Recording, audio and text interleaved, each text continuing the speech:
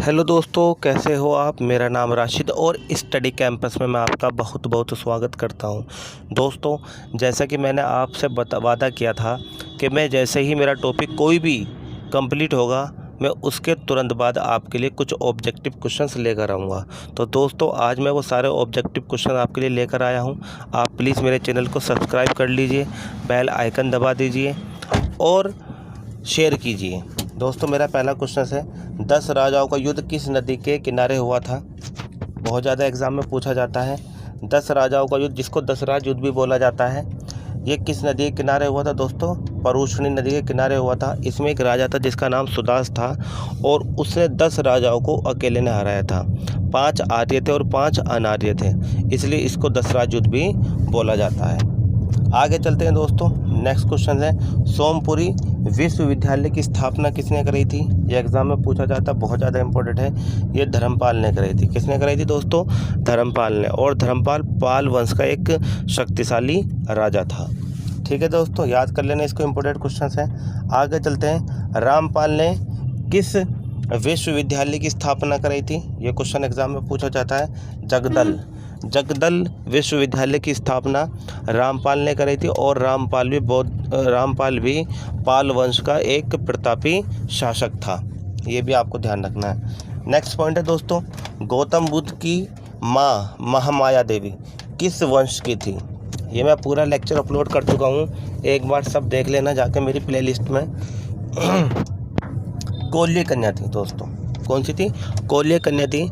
और जब सिद्धार्थ का जन्म हुआ था महात्मा बुद्ध का, उस जन्म के 7वें दिन ही इनकी माता का निधन हो गया था और इनका पालन पोषण इनकी मौसी गौतमी प्रजापति ने किया था।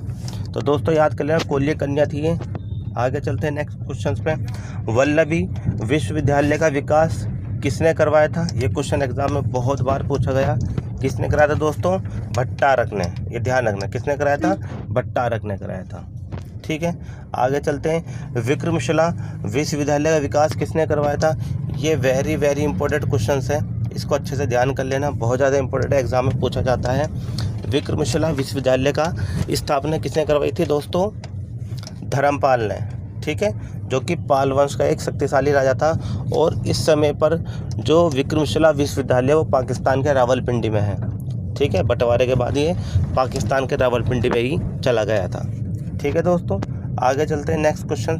नालंदा विश्वविद्यालय का विकास किसके काल में हुआ था। दोस्तों, नालंदा विश्वविद्यालय के लिए मैं पूरा वीडियो लेकर आऊँगा, क्योंकि इसका इतिहास बहुत ज़्यादा ज़बरदस्त है और ये हमारे भारत की सबसे प्राचीनतम यूनिवर्सिटी है, जिसमें देश और विदेश पूरी दुनिया से यहाँ पर लोग बौद्ध धर्म की शिक्षा लेने के लिए आते थे। यहाँ तक कि जो आर्यभट्ट ने भी यहीं पर शिक्षा ली थी। ठीक है दोस्तों, तो इसके लिए मैं पूरा आपके लिए लेक्चर लेकर आऊँगा, बहुत ज़्यादा ज़बरदस्त ये टॉपिक है। ठीक है दोस्तों, तो नालंदा विश्वविद्यालय की जो स्थापना कराई थी, ठीक है, वो करवाई थी कुमारगुप्त ने। किसने कराई थी दोस्तों? कुमारगुप्त ने।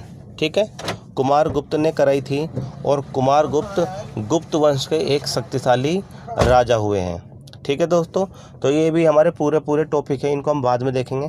पहले आप इसको देखो अच्छे से, और ये क्वेश्चंस जो ना नोट करते रहना, ये 1 लाइनर क्वेश्चन आपके बन जाएंगे। आगे चलते हैं दोस्तों। बौद्ध धर्म का कौन सा अंग मूर्ति पूजा में विश्वास नहीं करता। दोस्तों, ये बहुत ही ज़्यादा इंपॉर्टेंट है और एग्जाम में हज़ारों बार पूछा गया। बौद्ध धर्म का कौन सा अंग मूर्ति पूजा में विश्वास नहीं करता। जल्दी अपना कमेंट में आंसर बताओ। हीनयान। दोस्तों, हीनयान एक ऐसा बौद्ध धर्म का अलग पंथ है जो हीनयान मूर्ति पूजा में भरोसा नहीं करता। वैसे जो नींव पड़ी हुई है बौद्ध धर्म की, वो ये है कि मूर्ति पूजा खंडन ये लोग करते हैं, मूर्ति पूजा को नहीं मानते। ठीक है, ईश्वर को नहीं मानते, वेदों को नहीं मानते, वर्ण व्यवस्था को नहीं मानते, ये सिर्फ पुनर्जन्म पर भरोसा करते हैं। बौद्ध धर्म के अनुयायियों का मानना ये है कि अगर किसी भी इंसान ने अच्छे कर्म किए हैं तो मरने के बाद दोबारा पैदा होगा और उन अच्छे कर्मों का फल भोगेगा। यदि उसने बुरे कर्म किए होंगे तो मरने के बाद दोबारा पैदा होगा और उन बुरे कर्मों का फल भोगेगा। इसलिए ये किसी भी ईश्वर पर भरोसा नहीं करते, सिर्फ और सिर्फ पुनर्जन्म पर विश्वास करते हैं, कर्मवाद पर विश्वास करते हैं दोस्तों। तो हीनयान एक ऐसा संप्रदाय है जो मूर्ति पूजा में विश्वास नहीं करता, जबकि महायान करता है। ठीक है, बाद में इनमें बंटवारा हो गया था जब चतुर्थ बौद्ध संगीति हुई थी। आगे चलते हैं दोस्तों।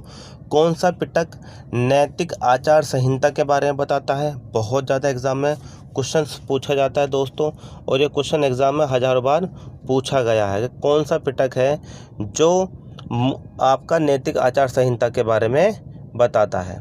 ठीक है दोस्तों, ये क्वेश्चन आप बताओ जल्दी से, कौन सा बताता है? इसका नाम है सुत पिटक। कौन सा बेटे? सुत पिटक। ठीक है दोस्तों, कौन सा है? सुत पिटक। 3 पिटक हैं, तीनों बहुत ज़्यादा इंपॉर्टेंट है। सुत पिटक, विनय पिटक और अभिधम पिटक। ठीक है, त्रिपिटक है, इनके ऊपर मैंने पूरा वीडियो अपलोड किया है। ठीक है दोस्तों, आगे चलते हैं। बौद्ध धर्म की शिक्षाओं के बारे में कौन सा ग्रंथ बताता है दोस्तों? वो है विनय पिटक। ये आप ध्यान रख लेना। ठीक है दोस्तों, कौन सा है? विनय पिटक। ये आप याद कर लेना अच्छे से, एग्जाम में पूछा जाता है। आगे है दोस्तों, बौद्ध धर्म के महायान पंथ का विकास किसके काल में हुआ था? ये क्वेश्चन एग्जाम में बहुत बार पूछा गया दोस्तों। बौद्ध धर्म के इतिहास में सिर्फ 4 बौद्ध संगीति अब तक हुई है। प्रथम बौद्ध संगीति अजातशत्रु के समय हुई थी। द्वितीय बौद्ध संगीति आपके कालाशोक या कागवण के समय हुई थी। तृतीय बौद्ध संगीति अशोक के, और चतुर्थ बौद्ध संगीति कनिष्क के शासनकाल में हुई थी। और अलग अलग बौद्ध संगीतियों में अलग अलग कार्य हुए हैं। तो ये क्वेश्चन आता है एग्जाम में कि बौद्ध धर्म के महायान पंथ का विकास किसके काल में हुआ था दोस्तों? ये कनिष्क के शासनकाल में हुआ था। जब हमारी चतुर्थ बौद्ध संगीति हुई थी जम्मू कश्मीर के कुंडलवन में, तो वहाँ पर 2 संप्रदायों में बौद्ध धर्म बट गया था, एक आपका महायान में और दूसरा हीनयान में। ठीक है दोस्तों, ये पूरा लेक्चर मैं अपलोड कर चुका, एक बार देख लेना आप जाके, इंपॉर्टेंट क्वेश्चन हैं। ठीक है, बौद्ध धर्म का महायान और हीनयान में विभाजन किस संगीति में हुआ था? चतुर्थ बौद्ध संगीति, जो कि कनिष्क के शासनकाल में जम्मू कश्मीर के कुंडलवन में हुई थी। और यहाँ पर हीनयान और महायान 2 संप्रदाय आपस में बट गए थे। तो ये क्वेश्चन एग्जाम में पूछा जाता है, इंपॉर्टेंट है। प्रथम बौद्ध संगीति के अध्यक्ष कौन थे दोस्तों? महाकश्यप थे। प्रथम बौद्ध संगीति के अध्यक्ष कौन थे? महाकश्यप। और इस प्रथम बौद्ध संगीति में महात्मा बुद्ध का महापरिनिर्वाण हुआ था, यानी कि उनकी मृत्यु हुई थी। उस समय जो शासक थे वो अजातशत्रु थे। और ये प्रथम बौद्ध संगीति ये आपकी राजगृह के सप्तकर्णी गुफा में हुई थी, जिसकी अध्यक्षता महाकश्यप ने की थी।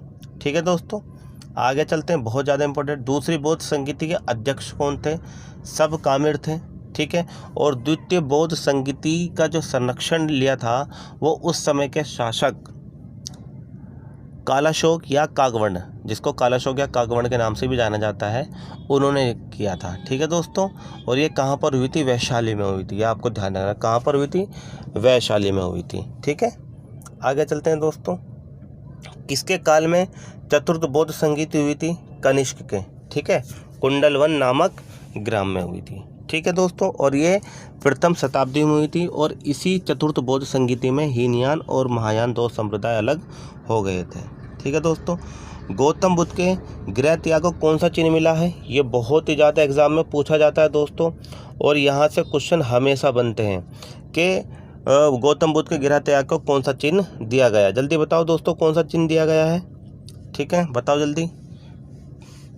जब गौतम बुद्ध ने अपना घर छोड़ा था तो उस समय कौन सा चिन्ह दिया गया था? दोस्तों मैंने आपसे बताया था, जब मैंने पूरे चिन्ह बताए थे, ये पूरा एक बाकायदा चार्ट है मेरे लेक्चर में, उसको देख लेना आप जाके।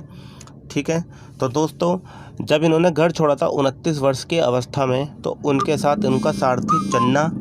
ठीक है दोस्तों, उनके साथ उनका सारथी चन्ना, और कौन था साथ में दोस्तों? चन्ना के साथ था घोड़ा, उस घोड़े का नाम था कंथक। ठीक है दोस्तों, तो इन्होंने घर छोड़ा तो इसलिए इनका जो चिन्ह बनाया वो कौन सा बनाया? आपका घोड़ा। यह आपको ध्यान रख लेना, एग्जाम में पूछा जाता है। ठीक है दोस्तों, आगे चलते हैं। गौतम बुद्ध के निर्वाण को कौन सा चिन्ह मिला है? ये बहुत ज़्यादा इंपॉर्टेंट एग्जाम में पूछा जाता है कि गौतम बुद्ध को जब ज्ञान की प्राप्ति हुई थी तो उनको कौन सा चिन्ह दिया गया था? यहाँ पर आपको पता ही होगा, मैंने आपको बताया था, ये बोध गया में पीपल के वृक्ष के नीचे बैठे थे और उसी समय इनको ज्ञान की प्राप्ति हुई थी। तो वो चिन्ह कौन सा था? आपका बोधि वृक्ष। तो क्या बोला गया था? बोधि वृक्ष। ठीक है दोस्तों, आगे चलते हैं।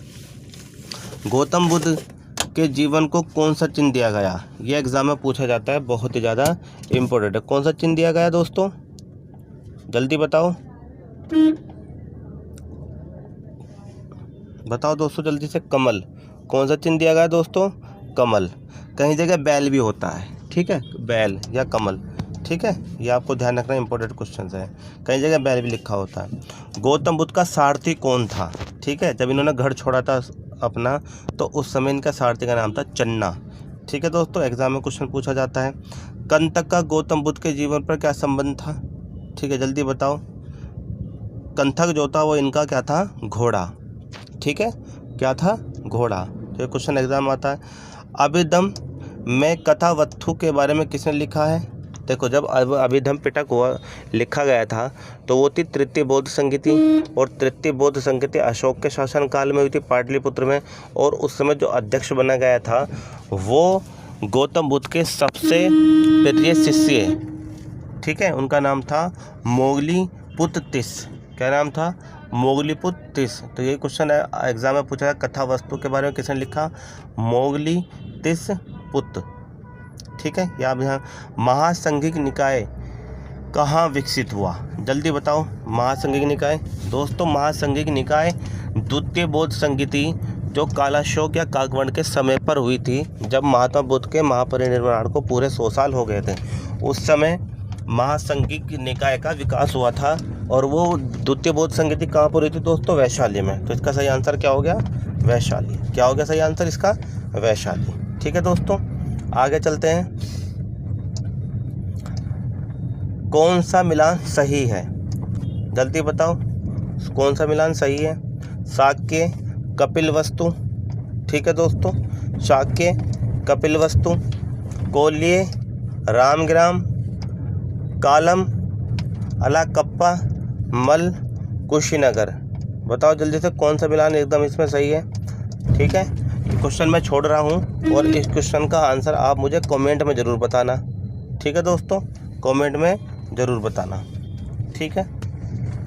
निर्भर पत्नी और बच्चों को बेसहारा छोड़ भिक्षु बनने के लिए सज़ा किसने निर्धारित की थी? ये क्वेश्चन आता है एग्जाम में, बहुत ही ज़्यादा ज़बरदस्त क्वेश्चन है, बहुत ही ज़्यादा ज़बरदस्त क्वेश्चन है। निर्भर पत्नी और बच्चों को छोड़कर, बेसहारा छोड़कर भिक्षु बनने के लिए सज़ा किसने निर्धारित की थी? यानी कि जो पत्नी अपने पति पर, जो बच्चे अपने बाप पर निर्भर हो और वो उनको सब कुछ छोड़ छाड़ के भिक्षु बनने चले जाते हैं, तो उनको सज़ा का प्रावधान किया गया था उनके लिए। तो वो कौन थे? चाणक्य। कौन थे दोस्तों? चाणक्य। ठीक है, एग्जाम में क्वेश्चन पूछा जाता है। 23वें जैन तीर्थकर किस जगह से संबंधित है? जल्दी बताओ, ये क्वेश्चन ये बहुत ज़्यादा इंपॉर्टेंट है। तीसरे जैन तीर्थकर किस जगह से संबंधित है? दोस्तों वाराणसी। ध्यान रखना, कहाँ से? वाराणसी से। आगे चलते हैं, नेक्स्ट बहुत ही ज़्यादा इंपॉर्टेंट क्वेश्चन है। निम्नलिखित में से कौन शिक्षक गौतम बुद्ध को ज्ञान प्राप्त करने के लिए नियुक्त किए गए थे? ठीक है दोस्तों, जब ये घर छोड़ते हैं, मैंने पूरा चार्ट बना के दिखाया है लेक्चर में, अपने देख लेना एक बार जाके। सबसे पहले वैशाली जाते हैं, ठीक है, फिर राजगृह जाते हैं। तो वैशाली जब जाते हैं तो इनको प्रथम गुरु कौन मिलते हैं? आलार कलाम। कौन मिलते हैं दोस्तों? आलार कलाम मिलते हैं। और जब ये राजगृह जाते हैं तो दूसरे कौन से मिलते हैं? रुद्रक रामचंद्र। कौन मिलते हैं? रुद्रक रामचंद्र। तो दोस्तों ये दोनों पॉइंट इंपॉर्टेंट हैं, तो यहाँ पर इसका पहला हो जाएगा ये, केवल पहला और दूसरा। ठीक है, पहले गुरु थे आलार कलाम, दूसरा थे रुद्रक रामचंद्रक। ठीक है, ये आप याद कर लेना। निम्नलिखित में से ऋग्वेद की शाखा है, जल्दी बताओ कौन सी शाखा है? शाकल। ठीक है दोस्तों, कौन सी है? शाकल, ये आप याद कर लेना। जूनागढ़ अभिलेख में किस शासक का नाम दर्ज है? बहुत बार एग्जाम में पूछा गया, बहुत ज़्यादा बार। ठीक है, जल्दी बताओ कौन सा? रुद्रदामन। ठीक है, जूनागढ़ अभिलेख में किस शासक का नाम दर्ज है? उनका नाम है रुद्रदामन। ठीक है दोस्तों, इम्पोर्टेंट है। चतुर्बौध संहिता किसके समय हुई थी? ये मैं बता चुका हूँ बार बार, कनिष्क के समय हुई थी। किसके समय हुई थी? कनिष्क के। ठीक है, मथुरा का कला स्कूल का उन्नत समय किस काल में हुआ था? किस काल में होता दोस्तों? जल्दी बताओ। मथुरा का कुषाण में। ठीक है, किस में हुआ था? कुषाण काल में। ठीक है दोस्तों, तो ये 30 क्वेश्चन है टोटल। इन 30 के 30 क्वेश्चन को अपनी कॉपी में नोट कर लेना। ठीक है, अगर आपको अच्छा लगे तो कमेंट और लाइक ज़रूर करना। Thank you.